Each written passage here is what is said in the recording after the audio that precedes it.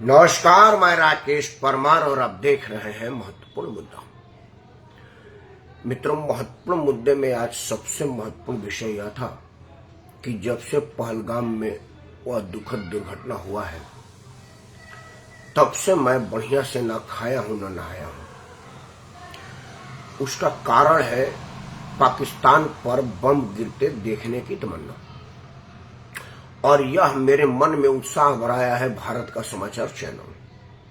हालांकि पिछले 4-5 साल से पाकिस्तान को खत्म होने की सूचना मैं समाचार चैनलों से प्राप्त कर रहा हूं, लेकिन यह खत्म ही नहीं हो रहा है। अब बम बरसने की सूचना मैं समाचार चैनलों पर ले रहा हूं, लेकिन नहीं मिल रहा है। तब अंत में मैंने सोचा कि आप लोगों को भी सलाह दें। विनम्र निवेदन है, सादर अनुरोध है कि कृपया आप कुछ दिनों तक समाचार से दूर रहें। अब दूर रहेंगे तो क्या करेंगे? वो शाम को चाय लेकर के समाचार के सामने बैठने की आदत है, खाना खाते होकर टीवी देखने की आदत है, हमारी भी आपकी भी होगी। तो 2-3 सुझाव आपको दे रहे हैं। यूट्यूब पर जाइए, छावा फिल्म देखिए। छावा बहुत बढ़िया फिल्म, बहुत शानदार उसमें काम किया है हीरो ने। सारे हर विभाग के लोगों ने अपने अपने भाग के रोल बड़ बढ़िया किए। अगर आपको छावा नाम और उसके जाति धर्म से परेशानी हो तो आप सनी पाजी का जाट देखिए, और एक फिल्म जाट में आपको 2 जाट दिखेंगे। 2.5 किलो का हाथ वाला सनी देओल दिखेंगे तो 2.5 बुद्धि वाला आपको रणदीप हुड्डा दिखेगा। दोनों की जुगलबंदी बहुत शानदार है। और अगर आपको 16 दूनी 8 वाला जाट देखना है तो आप पूर्व राज्यपाल मलिक साहब को देख सकते हैं। वो फिर रवीश कुमार के जाल में फंसे हैं और यूट्यूब पर समाचार में अपना इंटरव्यू दे रहे हैं, क्योंकि मेन मीडिया में जिस तरह से वो एंकर भगा दिए गए हैं, मलिक साहब भी भगा दिए गए हैं। जब से करण थापर को उन्होंने कहा कि नहीं, वो मैं अमित शाह वाला वो बयान मुंह में बवासीर की वजह से दे दिया था, असल में अमित शाह ने ऐसा कहा नहीं था, तब से समाचार वाले उनको अवॉइड कर रहे हैं। क्योंकि नेशनल चैनल पर अगर कोई झूठी खबर प्रधानमंत्री, गृह मंत्री, रक्षा मंत्री के नाम से जाए तो यह शाह का प्रश्न है। और अगर आपका शाह खत्म हो गया, जो कि करीब करीब खत्म ही है, लेकिन जो बची कुची अगर वो भी खत्म हो गया तो आप कौड़ी के 3 हो जाएंगे। तो यह सब आपके पास अच्छे अच्छे विकल्प हैं। अगर आप विज्ञान में इंटरेस्ट है तो आप इसरो का कार्यक्रम देखिए, नासा का देखिए, बहुत सुंदर आता है। आजकल IPL चल रहा है, क्रिकेट देखिए। हर चैनल पर डांस प्रतियोगिता आ रही है, कई कॉमेडी आ रहा है, मतलब हर तरह की चीज चैनल पर आ रहा है। समाचार के अलावा उससे अवॉइड करिए, क्योंकि बम गिर नहीं रहा है, ये बेम मतलब बारूद से आगे सुझा रहे हैं। तब सवाल है कि हम क्या करें? लेकिन अगर मैं कोई दूसरी बात करूंगा तो लोग सुनेंगे नहीं, क्योंकि सबका दिमाग हाइप हुआ है युद्ध पर। तो मैं भी शुद्ध युद्ध पर ही बात करूंगा। लेकिन जैसा कि मैं कहता हूं कि मेरे चैनल पर उसी विषय पर विश्लेषण दिखाई, बताई या सुनाई जाती है जो और चैनलों पर या तो होती नहीं है या होने नहीं दी जाती है। मैं जो विषय रख रहा हूं वो किसी चैनल पर नहीं है, मैं दावे के साथ कह सकता हूं। आप सभी चैनलों का रिव्यू देख लीजिएगा, प्रीव्यू देख लीजिएगा, यूट्यूब पर जाकर के देख लीजिएगा। मैं चर्चा कर रहा हूं कि वाकई अगर युद्ध हो गया, जिसके आसार बड़ा कम है। क्यों कम है? दुनिया में 2 जगह युद्ध हो रहा है। हमास और फिलिस्तीन वाला मामला है, आप देख रहे हैं। इजराइल, फिलिस्तीन और हमास का बीच युद्ध हो रहा है, अभी उसका कोई परिणाम नहीं निकला। रूस यूक्रेन का युद्ध हो रहा है, वहां भी अभी तक कोई परिणाम नहीं निकला। रूस के सामने यूक्रेन बिल्कुल एक डॉट के समान है। जो बड़ा गोला होगा उसके पीछे एक डॉट लगा होगा, दूर से दिखेगा भी नहीं। यह तब है जब रूस अकेले लड़ रहा है और यूक्रेन के साथ पश्चिमी मुल्क लड़ रहे हैं। रूस के अंदर से कोई और रूस के विरुद्ध लड़ने वाला नहीं है। लेकिन हमारे भारत महान में तो बाहर पाकिस्तान को जरूरत ही नहीं है। वो बेमतलब अपना हाथ नापाक कर रहा है। उसके अपने औलाद यहाँ पर इतने ज्यादा है जो भारत के नाक में दम कर रखे हैं, कई चरण पर लड़ रहे हैं। पाकिस्तान जितनी चीजें सोच नहीं सकता वो सब यहाँ पर भारत के ही लोग भारत के विरुद्ध लड़ रहे हैं। मोदी जी यह बात को जानते हैं। इसीलिए अगर वो सीधा युद्ध ठान दिए तो पाकिस्तान से ज्यादा भारतीय लोग मैदान में उतरेंगे। कुछ प्रबुद्ध लोग जो खुद को प्रबुद्ध कहते हैं, हम उनको बेवकूफ कहते हैं। प्रबुद्ध लोगों ने तो युद्ध छेड़ ही दिया है सुप्रीम कोर्ट में जाकर के कि इन देश के गद्दारों को देश से मत निकालो, वगैरह वगैरह। चीन के सीमा तक सड़क मत बनाओ, पहाड़ों को तकलीफ होती है। यहां सीमा पर सड़क का निर्माण मत करो, पेड़ों को परेशानी होती है, वगैरह वगैरह। तो यह सब उसी तरह का युद्ध है, सीधा युद्ध राष्ट्र के विरुद्ध। लेकिन हमारे देश में संविधान है और सुप्रीम कोर्ट है और पूरा देश इन दो चीजों से परेशान है। और जब तक इसमें अमूल चूल परिवर्तन नहीं होगा हम भी परेशान हैं। तो इस विषय पर ना करें जो अपने बस की बात नहीं है, क्योंकि उसको बदलाव संसद से होगा और मैं अभी संसद सदस्य बना नहीं हूं। तो जो चीज बनाई नहीं उस पर चर्चा करके क्या करेंगे। आते हैं युद्ध पर। मित्रों, भारत सरकार युद्ध से संबंधित लोग, सैन्य लोगों को सलाह देने वाले सैन्य विशेषज्ञ, विदेशी मामलों के विशेषज्ञ का भरपूर जमात हमारे पास है और वो सब सभी चीजों की आकलन कर रहे होंगे और वो एक सही निर्णय लेंगे, ऐसा मुझे भरोसा है। लेकिन हम क्या करें, हमारे हिस्से क्या है?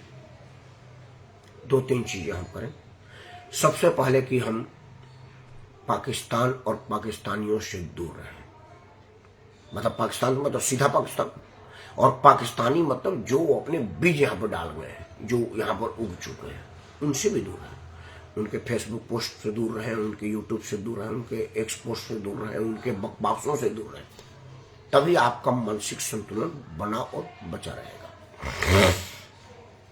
दूसरा, अगर वाकई में बम चल गया तो यह घातक होगा, क्योंकि बैलिस्टिक मिसाइलों से ज्यादा अब शायद न्यूक्लियर वार हो जाए, क्योंकि पाकिस्तान 2 घंटे से ज्यादा तो गोले का आदान प्रदान नहीं कर सकता, क्योंकि उसके टैंकों में पेट्रोल ही नहीं है या उसके पूर्व सेनाध्यक्ष को आ चुके हैं।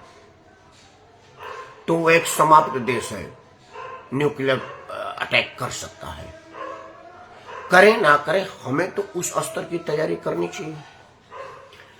न्यूक्लियर अटैक को रोकने के लिए सीमा पर एंटी मिसाइल गन तैनात है और वो हमारे सेना के लोग सक्षम हैं। लेकिन फिर भी सक्षम तो इजराइल भी था और इजराइल की सारी सुरक्षा ध्वस्त हो गई और हमास वाले घुस गए। हम उसी स्ट्रीम सिचुएशन की परिकल्पना करें, क्योंकि जब आप चाहते चौकन्ना रहते हैं तभी आप सुरक्षित रहते हैं। तो हम ये मान के चलते हैं कि हमारी सीमाओं के हर तरफ से दुश्मन घुस जाएंगे, तब हम क्या करें? मित्रों, एक तो हमारे सरकारों ने कोई भी काम राष्ट्र हित, देश हित और जनता के हित को सोच करके नहीं किया, कभी नहीं किया। मैं दिल्ली जैसे शहर में रहता हूं। अब इधर कुछ दिनों से शहरों में अगर आप घर बनाने जा रहे हैं तो पार्किंग की पोजीशन, स्पेस पूछी जा रही है कि आप गाड़ी कहां खड़ा करेंगे। ये 5-7 साल से हुआ। उसके पहले गाड़ी पार्किंग कोई समस्या नहीं था, सड़क पर सब लोग पार्क करते थे। अब इतनी ज्यादा लोगों का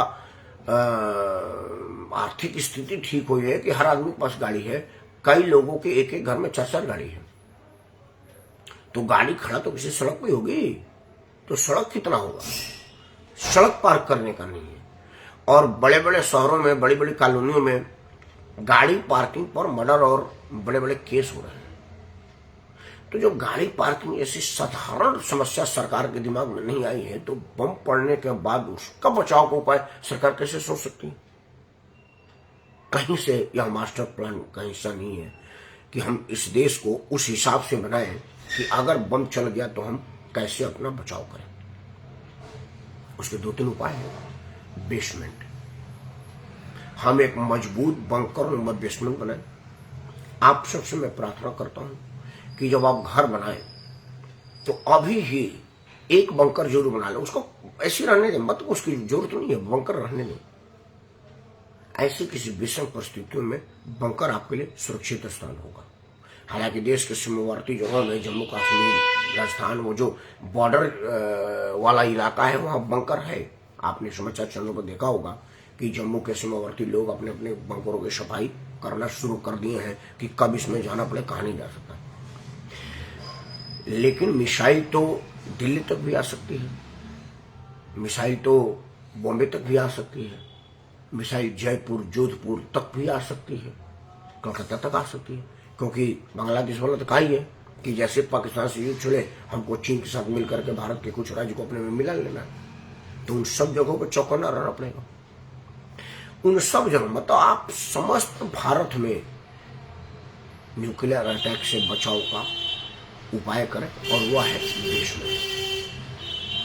हालांकि दिल्ली में भूमिगत मेट्रो है, वो ऊंट के मुंह में जीरा के समान है। क्योंकि दिल्ली की आबादी करीब 4 करोड़ है। 2 करोड़ तो सरकार मांगती है, हम 2 करोड़ ज्यादा मांग लेते हैं। क्योंकि सरकार ने बांग्लादेशी, रहनिया, पाकिस्तानी और अवैध लोगों की गिनती नहीं किया है। और भारत के भी कई लोग हैं जिनका राशन कार्ड, इलेक्शन कार्ड यहाँ नहीं है, उनकी भी गिनती नहीं की है। और अगर आप स्टेशन पर खड़ा होंगे तो जो भी ट्रेन बाहर से आती है उनमें खाली नहीं होता, और सब लोग दिल्ली में आते हैं। बॉम्बे, बेंगलोर, पुणे, कलकत्ता, मैंने महानगरों में जाते, क्योंकि गांव में अब कुछ रहा नहीं है सरकारों की मेहरबानी से। तो रोजी रोजगार के लिए आदमी शहर की तरफ भी आ रहा है, तो शहर पर दबाव बढ़ रहा है। 2-2.5 करोड़ सरकार कहती है, मैं 4 करोड़ का अनुमान लगा रहा हूं। और 4 करोड़ के लिए भूमिगत मेट्रो काफी नहीं है, ऊंट के मुंह में जीरा है। तो आप अपने सरकार से क्या क्या मांग करेंगे? कुछ काम खुद भी करें। जब घर बनाए तो भूमिगत बंकर जरूर बनाए। उसका एक मल्टीपर्पज इस्तेमाल हो सकता है। आपकी गाड़ी पार्क हो सकती है, आपकी पार्टी हो सकती है। मैं नोएडा में गया था, हमारे एक मित्र हैं, उन्होंने शानदार बेसमेंट बनवाया हुआ है। तो मैं देखा कि उनके बच्चे की जन्मदिन थी, तो हम उम्मीद करके छत पर पार्टी बोल रहे, पर हमारी छत पर कहाँ चल गई, तो गाड़ी में बाहर निकाल दिया। बाकी टाइमों में गाड़ी है। और वो कह रहे कि हमारे सामने वाले 2-3 पड़ोसियों ने किराया पर लिया है, उनकी 4 गाड़ियां अंदर पार्क होती है, क्योंकि उनका 450 मीटर तक बेसमेंट है और उनके पास एक गाड़ी है। तो आमदनी भी दे रहा है गाड़ी पार्किंग का, पार्टी के रूप में बुकिंग भी दे रहा है, और किसी भी विषम परिस्थिति के लिए सुरक्षा भी है। तो यह सब आप उपाय करें। सब कुछ सरकार नहीं करेगी, कुछ आप भी करें। अंत में मैं एक ही बात बोलूंगा कि आप कोशिश करें कि बचाव ही इसका उपाय है। धन्यवाद।